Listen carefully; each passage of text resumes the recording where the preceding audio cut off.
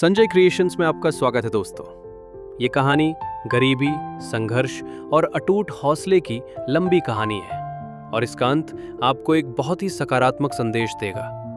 कहानी का नाम है मैली कमीज और सुनहरा सपना। माधव एक छोटे से गांव से शहर आया था।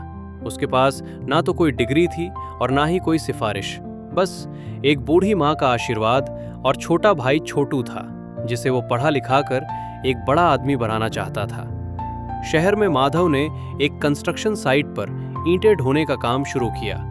दिन भर चिलचिलाती धूप में वो भारी बोझ उठाता और रात को एक पुरानी झोपड़ी में चिराग जलाकर छोटू को पढ़ाता।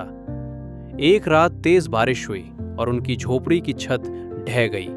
माधव के पास इतने पैसे नहीं थे कि वो छत ठीक करवा सके।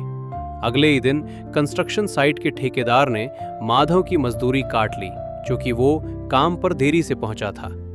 माधव के पास दो विकल्प थे, या तो वो हार मानकर गांव लौट जाए या इस गरीबी से लड़ता रहे। उसने हार नहीं मानी। उसने रात को रिक्शा चलाना शुरू कर दिया।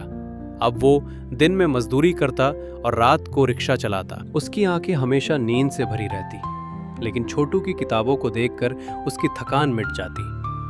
समय बीतता गया। छोटू अब 12वीं की परीक्षा देने वाला था। ऐन परीक्षा के वक्त माधव बहुत बीमार पड़ गया। तेज बुखार और कमजोरी की वजह से वो काम पर नहीं जा सका। घर में एक दाना अनाज नहीं था। माधव को लगा कि उसकी सालों की मेहनत बेकार चली जाएगी। तभी छोटू ने माधव का हाथ पकड़ा और कहा, भैया, आपने आज तक मेरे लिए बोझ उठाया है, अब मेरी बारी है। छोटू ने सुबह जल्दी उठकर अखबार बेचना शुरू किया और शाम को ट्यूशन पढ़ाने लगा। उसने अपनी पढ़ाई और घर का खर्च खुद संभाला ताकि उसके बड़े भाई को आराम मिल सके। छोटू की मेहनत रंग लाई। उसने बोर्ड परीक्षा में पूरे शहर में टॉप किया। उसकी कहानी अखबारों में छपी। मजदूर के भाई ने किया कमाल। एक बड़ी यूनिवर्सिटी ने छोटू को पूरी स्कॉलरशिप दी। सालों की कड़ी मेहनत के बाद छोटू एक बहुत बड़ा इंजीनियर बन गया। जिस दिन छोटू को उसकी पहली सैलरी मिली, वो सीधे उसी कंस्ट्रक्शन साइट पर गया जहां माधव ने कभी ईंटें ढोई थी। उसने माधव को एक कार में बिठाया और एक नए घर के सामने ले गया।